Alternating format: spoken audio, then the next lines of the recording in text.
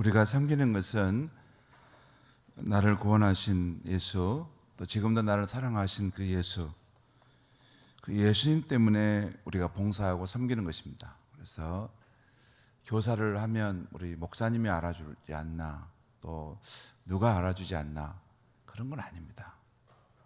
이렇게 교회 다니면서 모든 봉사활동, 모든 섬김의 출발점은 나를 사랑하시고 나를 구원하신 그 예수님 때문에, 또 그 예수님과의 그 생생한 관계 때문에 하는 것입니다. 이 땅에서도 그렇게 살다가 우리가 생을 마치고 주님 앞에 섰을 때도 주님 한 분이 나를 이렇게 칭찬해 주시면 되는 것입니다.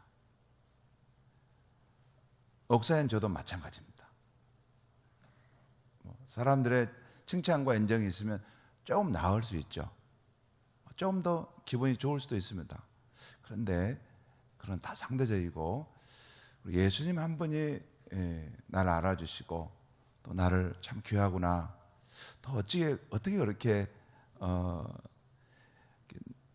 나의 몸된 교회를 위해서 그렇게 세우기 위해서 네가 힘쓰고 노력하느냐, 그 어린아이 하나를 향해서 그렇게 너가 간절히 기도하고 또 그 아이에게 나의 생명의 복음을 전하려고 그렇게 준비하고 가서 그 아이를 대하고, 그 아이가 하나 이렇게 교회를 안 나올 때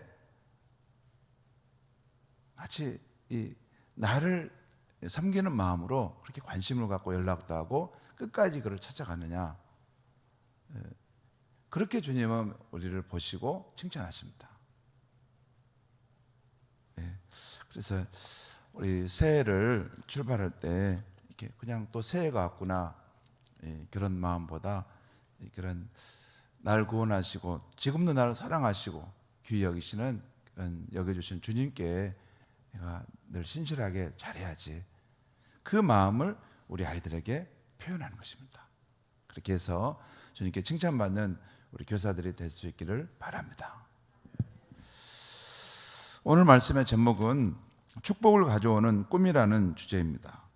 지난주부터 우리는 이 수요 예배에서 시간, 공간, 물질로 구성된 우리의 3차원의 세계를 다스리는 4차원의 세계의 중심 요소들인 말, 믿음, 생각, 꿈에 대한 말씀을 하고 있습니다. 여기서 3차원의 세계란 우리 눈에 보이는 모든 현상의 모습이라 할 수 있습니다. 원래 1차원이 기하학으로 보면 선을 말아요.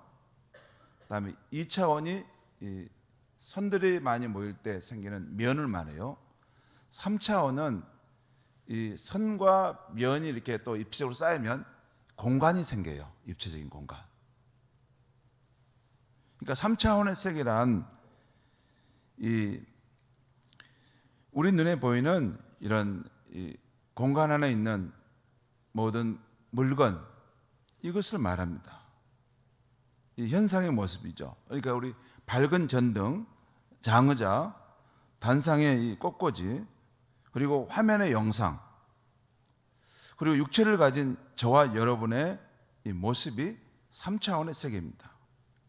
그리고 4차원의 세계란 이런 3차원의 세계인 시간과 공간과 물질에 영향을 미치는, 우리 눈에 보이지 않지만 존재하는 정신, 마음, 영혼 안에서의 활동, 이것이 4차원의 세계입니다. 그러니까 3차원까지는 우리 눈앞에 펼쳐지는 이런 물체들을 말하는 거고, 이게 4차원으로 넘어가는 것은 눈에 보이지 않지만 우리 눈에 보이는 3차원의 이 세계를 영향을 주는 정신의 활동을 4차원이라고 하는 것입니다.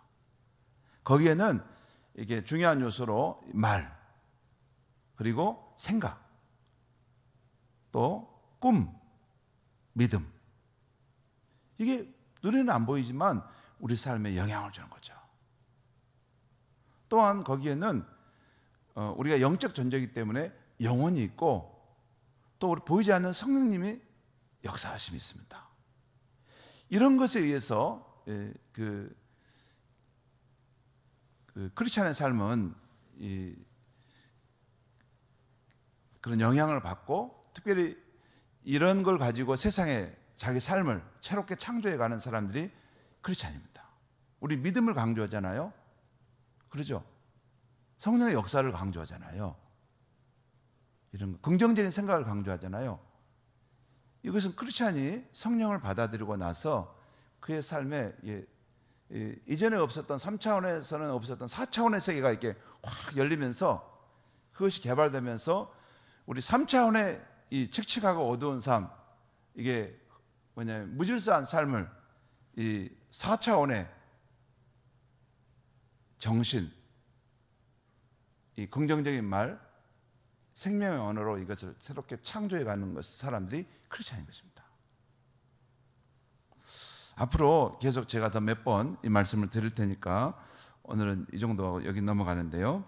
여기서 참 희한한 것은 사람은 3차원의 물질 세계와 4차원의 정신 세계를 동시에 살아가는 존재라는 것이에요.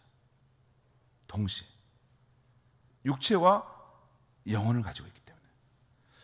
또한 동시에 4차원의 요소를 갖고 있어서 이 4차원의 세계의 그 요소, 이게 말, 믿음, 꿈, 생각 이런 걸 가지고 있어서 이 3차원의 세계인 이 공간과 물질에 영향을 미칠 수 있는 그런 존재가 바로 우리라는 거예요. 그러니까 우리가 살아가는 이 삶의 현장을 4차원적인 그런 요소, 성령의 역사하심, 또 믿음의 말, 또 하나님 주시는 꿈, 창조적인 꿈을 가지고 이 현재의 삶을, 무미건조한 삶을 역동적인 삶으로 변화시킬 수 있는 사람들이 크리스찬이라는 거예요.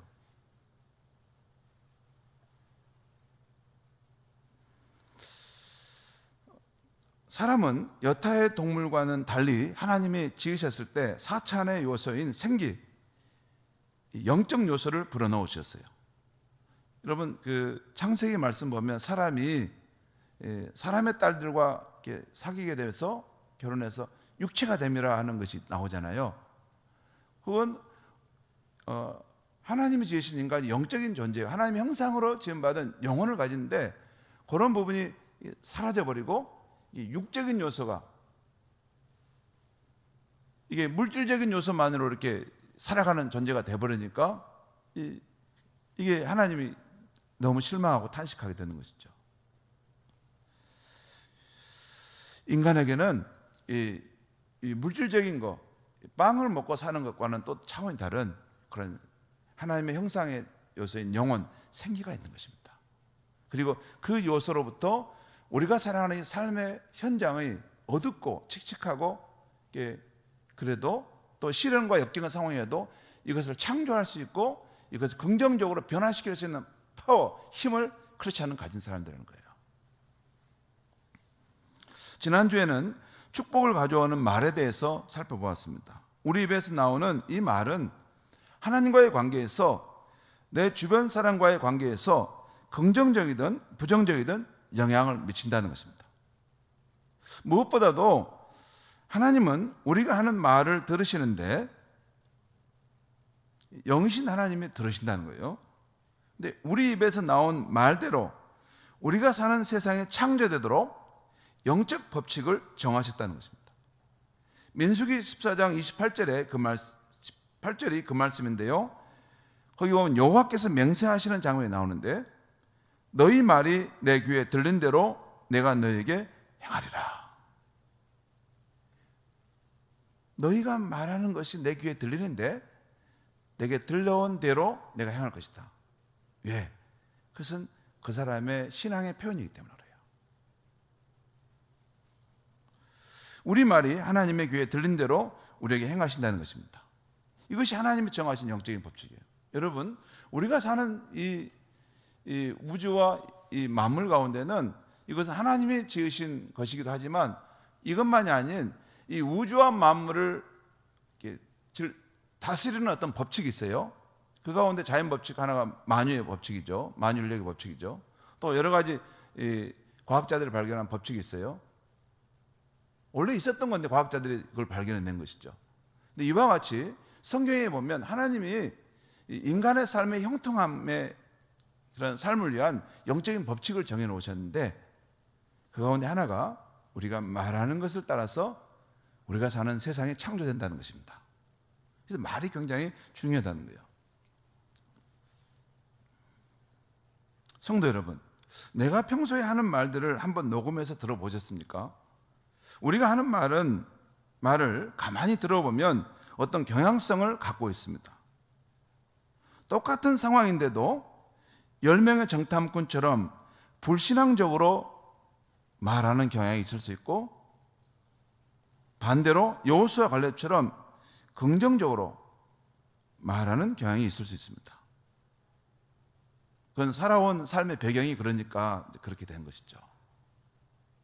그런데 우리가 그리스도 안에서 새로운 피조물로 다시 바꿔졌으면 우리가 부정적이고 또 이렇게 비판적인 삶의 환경에서 그렇게 살다가 그렇게 됐다 하더라도 하나님을 믿게 되면 그 관점은 바뀔 필요가 있죠.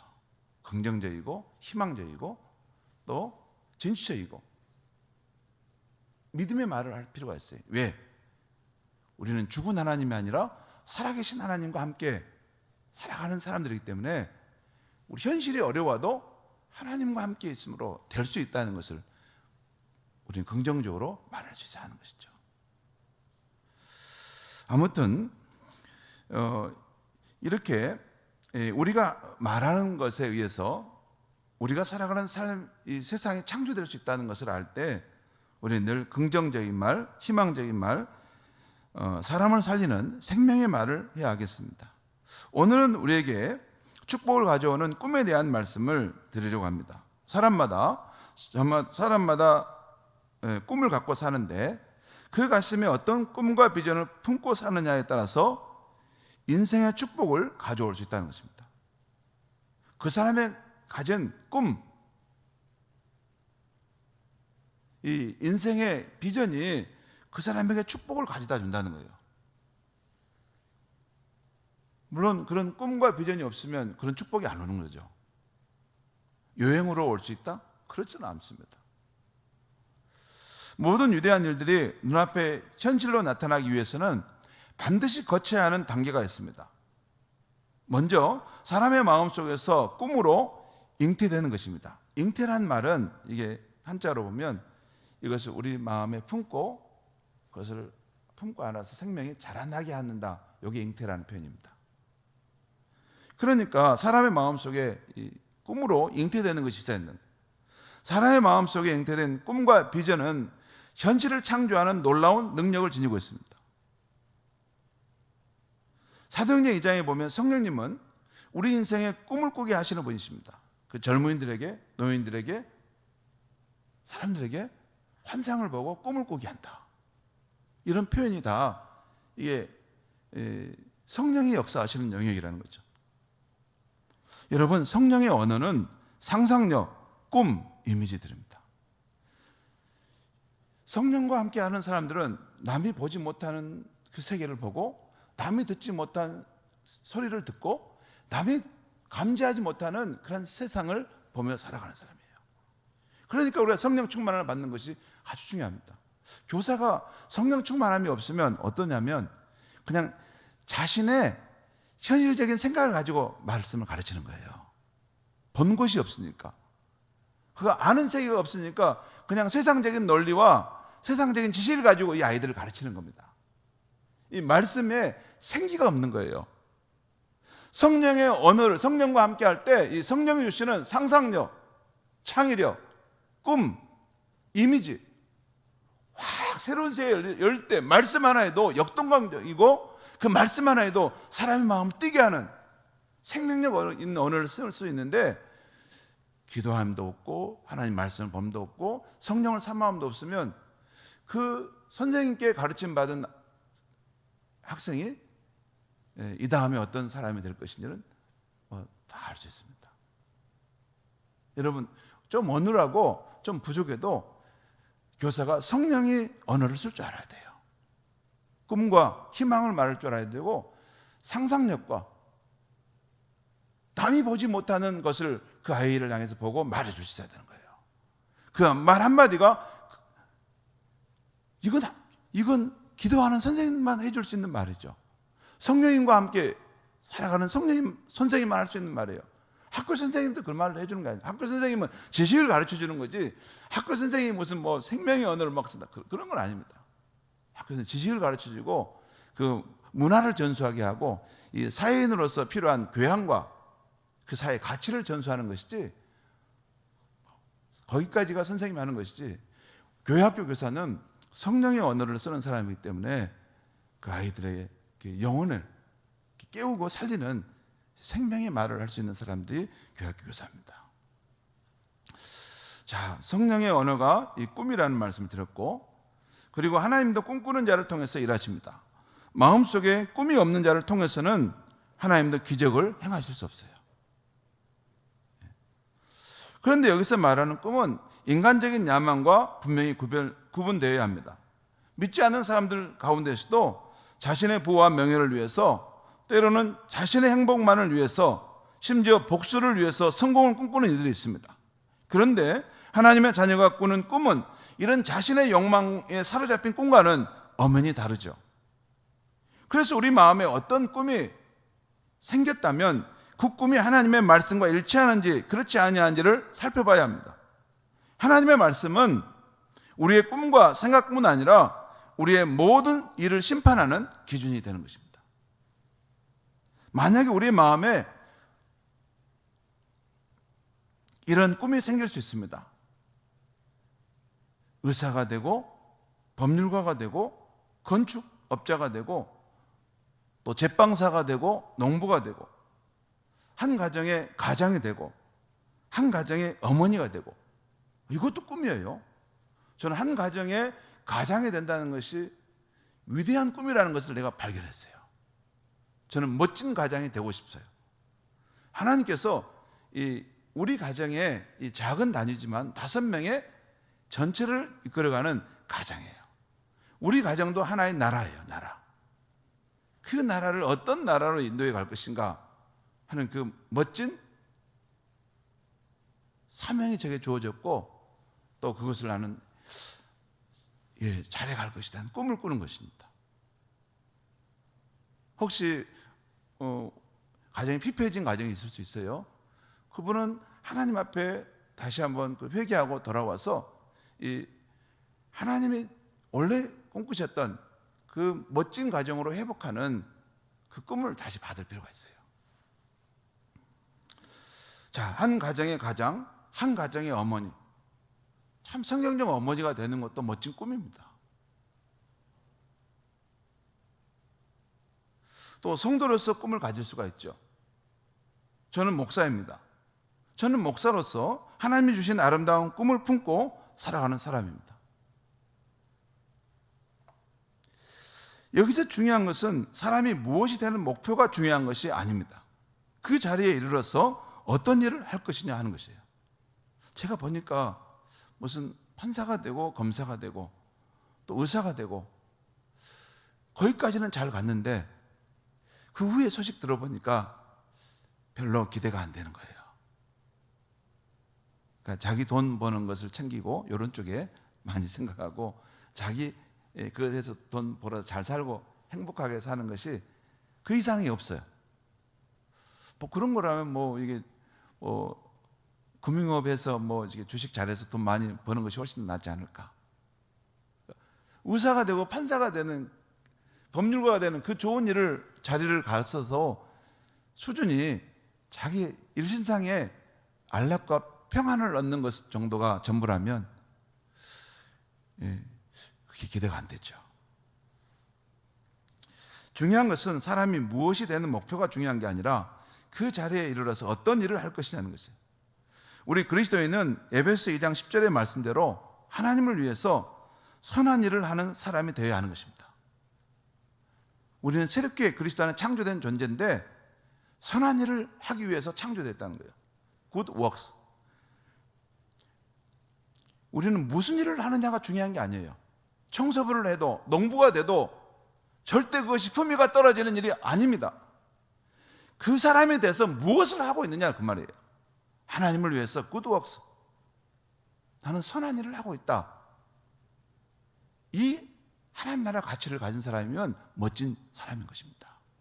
저는 교사들이 그것을 보지 못하면 다 너희들 사회적으로 이렇게 잘 돼야 된다 이렇게만 말하는데 현실적으로도 불가능하고 그렇지 안 됩니다. 뿐만 아니라 그렇게 되어졌다 하더라도 불행해져요. 그게 아니고 무슨 일을 하든지 그가 하는 일터에서 하나님을 위해서 선한 일을 하는 사람이 되라. 그것이 우리가 존재하는 이유다. 그래서 가르치면 됩니다.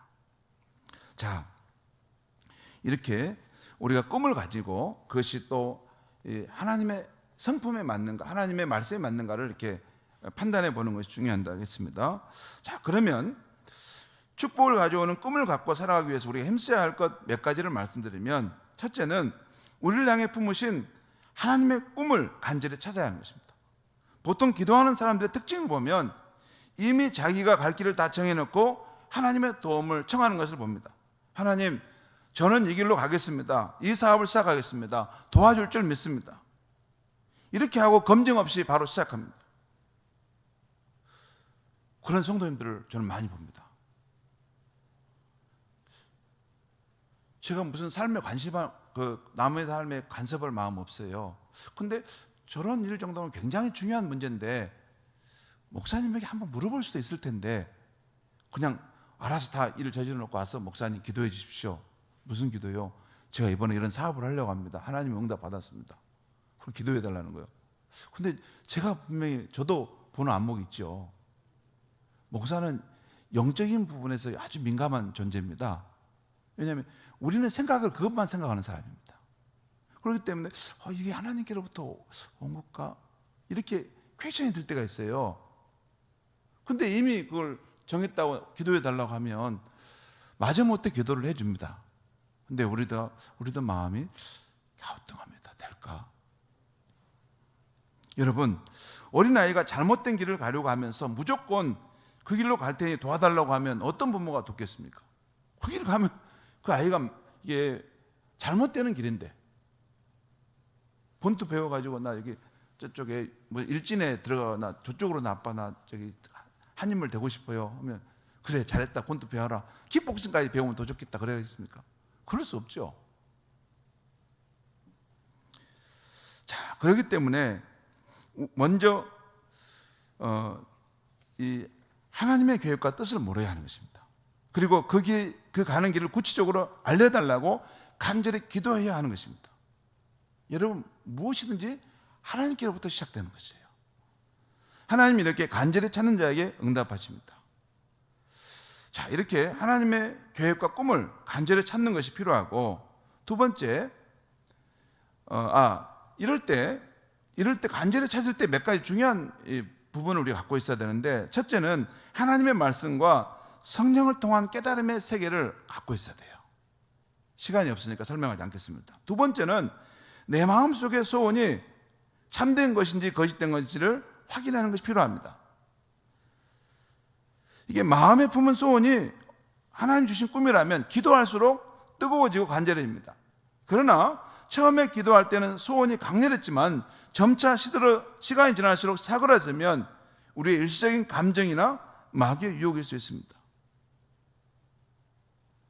자, 하나님의 뜻을 찾기 위해서 하나님의 말씀과 성령을 통한 깨달음을 구해야 되는 것, 그 다음에 이것이 어떤 것이 마음속에 뜨거움을 일어날 때 그게 참인지 거짓인지 확인해 주는 것, 그 다음에 세 번째, 하나님의 계획과 뜻을 찾으려면 세 번째는 마음속에 주님이 주시는 평화가 있는가를 살펴보는 것입니다. 하나님이 보여주시는 길을 가려 하면 마음에 평안이 있습니다. 그런데 그 반대로 어떤 길로 마음을 정하고 가려고 하면 불안과 공포가 있을 수 있습니다. 그것은 일단 아닙니다. 이러한 때는 좀 더 기도하면서 기다리는 건 좋습니다. 또한 영적 멘토를 만나서 이런 상황인데 하나님의 뜻이 어디가 있을까요? 조언을 구하는 것은 아주 지혜로운 사람입니다. 여러분, 사회의 어떤 분야에든 전문가가 있지 않습니까? 하나님의 말씀과 하나님의 역사에 대한 전문가는 목사님들입니다. 언제든지 찾아오면 도와드립니다. 그리고 그 부분에서 우리가 다 할 수는 없지만 어떤 경향성이 있어요. 패턴. 하나님의 일하심의 패턴을 우리는 알고 있어요. 아, 이것은 하나님의 일하심의 패턴 속에서 지금 일어나는 일이구나, 그런 말씀해 줍니다. 아무튼 이런 과정을 통해서 하나님의 계획과 뜻에 대한 확신을 갖게 되면 그 후부터는 이 꿈과 계획이 자신의 인생을 이끌어가는 것이죠. 자, 우리가 축복을 가져오는 꿈을 갖고 살아가려면 먼저 하나님의 계획과 꿈을 간절히 찾아야 한다는 것이죠. 두 번째, 하나님의 꿈과 계획을, 뜻을 발견했다면 믿음으로 그 길을 걸어가야 하는 것입니다. 세상은 감각적으로 확인해야 그 길을 가는 세상이죠. 곧 눈으로 보아야 하고, 귀로 들어야 하고, 손으로 만져본 뒤에야 움직입니다. 그러나 하나님과 함께 동행하는 사람은 보이지 않고 들리지도 않고 손으로 잡아볼 수 없을 때에도 때때로는 믿음으로 마치 허공위를 걷는 것처럼 걸어가는 것입니다. 오늘 본문 창세기 15장에 아브라함이 받은 하나님의 꿈도 그랬던 것입니다. 오늘 하나님은 천막에 있는 아브라함에 나타나서 그의 손을 이끌고 밖으로 나와 밤하늘의 별들을 보게 하셨습니다. 중동의 그 상황은 습기가 왔기 때문에 밤에 별이 더 쏟아질 것처럼 더 많습니다. 그런데 그 밤하늘의 별들을 바라보게 하면서 아브라함아, 너가 저것을 셀 수 있겠느냐 물으시면서 너의 후손이 이렇게 많을 것이다 라고 꿈을 주십니다. 아직 자식이 한 명도 없는데 말입니다. 이게 기독교의 하나님 주신 꿈의 위대함이에요. 아직 아무것도 하나님의 역사하심을 볼 수 있는 싹이 없어요. 근데 그 꿈을 주셔. 한마디로 꿈만 받은 것이에요. 그런데 아브라함이 그 꿈을 바라보고 나아갑니다. 물론 인간적으로 그 중간에 시련의 때도 있습니다. 하지만 하나님의 꿈을 품고 믿음으로 계속 가는 중에 그 꿈의 성취인 이삭을 얻게 되고, 이삭을 통해서 계속 믿음의 자손들이 일어나는 밤하늘의 무수한 별보다 더 많은 인구가 아브라함을 믿음의 조상으로 믿고 따르게 된 것이죠. 창세기 37장에서 요셉이 받은 하나님의 꿈도 현실적으로는 도저히 이루어질 수 없는 꿈이었습니다. 그렇지만 보이지도 않고 들리지도 않고 만져지지도 않았지만 하나님께 받은 꿈을 믿음으로 붙잡고 요셉이 나아갔음을 알 수 있어요. 여러분, 창세기 38장 이후에 요셉의 삶을 가만히 읽어보면 요셉의 삶을 추동해가는 그 고난과 칠 같은 어두운 밤 속에서도 요셉의 삶을 밀고 가는 어떤 힘이 있었어요. 하나님께서 함께 하신 것이라고도 볼 수 있지만 어렸을 때 그 마음속에 하나님 주신 꿈이었어요. 꿈. 분명히 이 꿈이 특별한 꿈인데 이 꿈이 이루어질 그날이 있을 것이다. 그러니까 그가 애굽의 종살이 또는 감옥에 던져지는 상황 속에서도 이렇게 풀이 꺾어가지고 아무렇게나 살자, 술 마시고 뭐 대충 되자. 요셉의 놓인 상황은 그렇죠. 억울하죠. 그런 인생이라면 너무 불평 원망이 가득한 인생 아닙니까? 그런데도 요셉은 보면 요셉이 보디발의 그 종으로 있을 때나 감옥에 있을 때나 또 애굽의 바로왕 앞에 있을 때 여러분 요셉이 말하는 그 내용들을 가만히 보면 말이 살아있는 말들이에요. 생명 언어를 쓰고 있어요.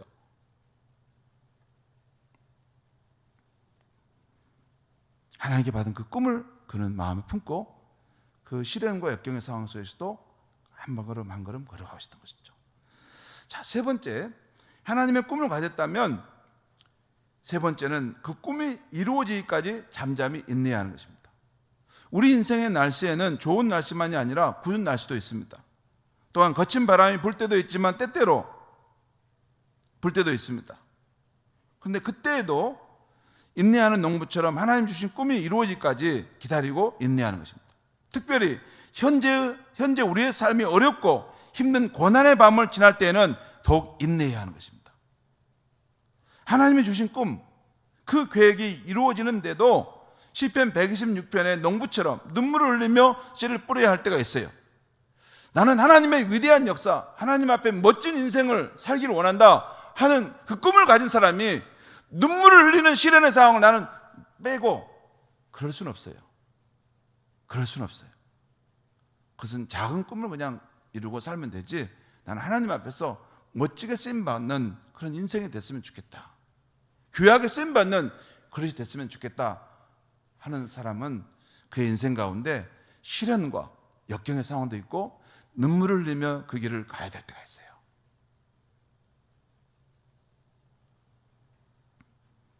그런데 그 인내를 이겨내면 반드시 기쁨의 단을 가지고 돌아올 때가 옵니다. 로마서 5장 3절 4절의 말씀이 요즘에 저는 가장 마음에 와닿아요. 거기 보면 크리스천의 삶이 우리가 믿음으로 하나님과 합평하게 되고 은혜 안의 삶을 살아간 것을 말씀과 동시에 또 하나 중요한 부분 말이에요. 그 크리스천의 삶에는 환난이 있다는 거예요. 환난이 있다는 거예요. 시련의 상황이 있다는 거예요. 그래서 거기 뭐 이런 말이 나와요. 이뿐 아니라, 이 말은 앞에 있는 상황을 다 받아요. 크리스천 삶은 하나님과 화목하고 은혜 안에 있는 삶이 되고 축복된 삶이 되고 그것과 함께 동시에 환난이 있다는 것이에요. 그런데 환난 중에도 즐거워하느니 이는 환난은 인내를, 인내는 연단을, 연단은 소망을 이루는 줄 알미라. 환난 가운데 인내를 가지면서, 거기 연단이라는 표현은 뭐냐면 연단을 통해서 거기에 헬라어로 보면 우리 안에 그리스도의 성품이, 멋진 성품이 형성되어 간다는 거예요.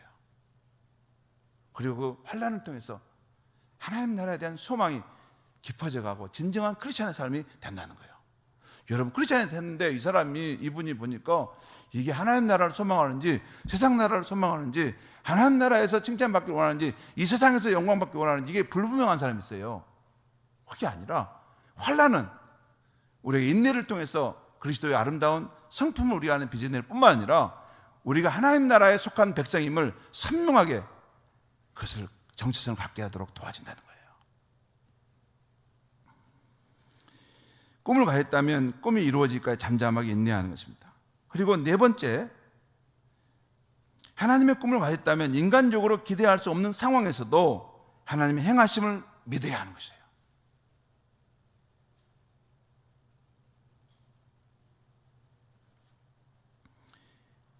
제가 요즘에 우리가 지금 하나님을 알아가는 성경의 길이 있는데 그 창세기 40장 41장에 요셉의 이야기를 읽어요. 그런데 오늘 읽었던 본문이 거긴데, 거기 보면 요셉이 감옥에 있을 때 술 맡은 간원장과 떡 맡은 간원장이 들어오게 돼요.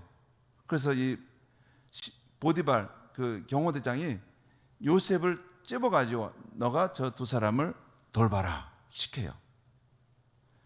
그런데 돌보면서 그 꿈의 해몽을 잘해서 결국 술 맡은 간원장이 살아나요. 그런데 그때 요셉이 분명히 부탁을 해요. 내가 억울하게 누명을 쓰고 있으니까 당신이 나가면 바로왕에게 잘 말해줘서 내가 여기서 풀어나게 해주십시오. 풀려나게 해주십시오. 그런데 술 맡은 간원장이 화장실 갔다 온 후에 생각이 달라진다고 나가자마자 요셉의 일을 까맣게 잊어버려요. 그리고 2년의 세월이 지났다라고 표현이 나와요. 2년의 세월. 그리고 2년의 세월이 지나자 바로 왕이 꿈을 꾸게 되었다 표현이 나와요. 그리고 그 꿈의 이야기가 계기가 돼서 술 맡은 간원장이 맞아, 요셉이 있지. 요셉을 불러내는 상황이 나요. 무슨 말씀이냐면 그 술 맡은 간원장이 나가서 자기를 잊어버렸을 때 요셉이 얼마나 그 상황에 절망적이고 이제 아무것도 기대할 수 없는 상황이었을까요? 그런데도 요셉은 하나님이 그 가운데 행하심을 믿고 인내함으로 그 길을 갔고 때가 돼서 하나님의 역사하심을 보게 되었던 것입니다. 여러분, 특별히 우리가 교사로 부모로서 우리가 지금 함께 예배를 드리고 있는데 우리가 자녀를 가르칠 때 그들을 향한 하나님의 계획, 꿈이 이루어지려면 세 가지를 놓치서는 안 돼요. 먼저 아무리 기대가 안 되는 상황이라 할지라도 하나님의 행하심을 보고 인내하면서 항상 믿음의 말, 희망의 말을 해줘야 하는 것입니다.